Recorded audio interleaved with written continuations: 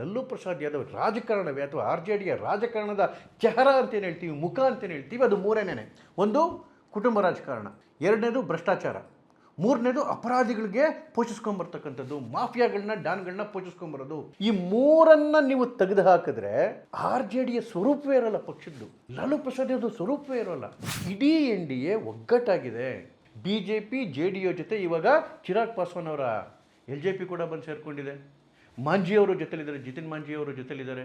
ಜೊತೆಗೆ ಉಪೇಂದ್ರ ಕುಶ್ವಾಹ ಕೂಡ N D A ಜೊತೆಲಿದ್ದಾರೆ. ಬಹುಶಃ 2010 ಆದ ಮೇಲೆ ಅದಕ್ಕಿಂತ ಹೆಚ್ಚು ಬಲಶಾಲಿಯಾಗಿ ಒಟ್ಟು ಒಗ್ಗಟ್ಟಿನಿಂದ ಈ ಸರಿ ಎಲೆಕ್ಷನ್ ನಿಲ್ತಾ ಇದೆ. ಈಗ ಬರ್ತಿರ್ತಕ್ಕಂಥ ಎಲೆಕ್ಷನಲ್ಲಿ ಏನು 14ನೇ ತಾರೀಕು ರಿಸಲ್ಟ್ ಬರುತ್ತೆ, ಯಾವುದೇ ಅನುಮಾನ ಇಟ್ಕೋಬೇಡಿ ಬಂಧುಗಳೇ, 100% ಬಿ ಜೆ ಪಿ ಮತ್ತು ಜೆ ಡಿ ಯುನ ಕಂಬೈಂಡ್ ಇರ್ತಕ್ಕಂಥ ಎನ್ ಡಿ ಎ ಅಧಿಕಾರಕ್ಕೆ ಬರುತ್ತೆ. ಕೇವಲ ಅಧಿಕಾರಕ್ಕೆ ಬರೋದಷ್ಟೇ ಅಲ್ಲ, ದೊಡ್ಡ ಬಹುಮತದಿಂದ ಅಧಿಕಾರಕ್ಕೆ ಬರುತ್ತೆ. 243ರಲ್ಲಿ 180 ಕ್ರಾಸ್ ಆಗುತ್ತೆ ಬಿ ಜೆ ಪಿ ಮತ್ತು ಜೆ ಡಿ ಯು ಅಥವಾ ನಮ್ಮ ಟೋಟಲ್ ಎನ್ ಡಿ ಎ. ಈ ರಿಸಲ್ಟಲ್ಲೇನು ಯಾರಿಗೂ ಡೌಟೇ ಇಲ್ಲ ರೀ. ಆದರೆ ಡೌಟ್ ಇರ್ತಕ್ಕಂಥದ್ದು ಈ ಚುನಾವಣೆ ರಿಸಲ್ಟಿಂದ ಇಬ್ಬರ ಭವಿಷ್ಯ ಏನಾಗುತ್ತೆ ಮುಂದೆ ಅಂತ ಹೇಳಿ. ಮೊದಲನೇದು ರಾಹುಲ್ ಗಾಂಧಿ, ಎರಡನೇದು ತೇಜಸ್ವಿ ಯಾದವ್. ಸ್ನೇಹಿತರೆ, ಇದರ ಕಂಪ್ಲೀಟ್ ವಿಡಿಯೋ ನೋಡಲಿಕ್ಕೆ ಎಚ್ ಎನ್ ಚಂದ್ರಶೇಖರ್ ಯೂಟ್ಯೂಬ್ ಚಾನಲ್ಗೆ ಬನ್ನಿ.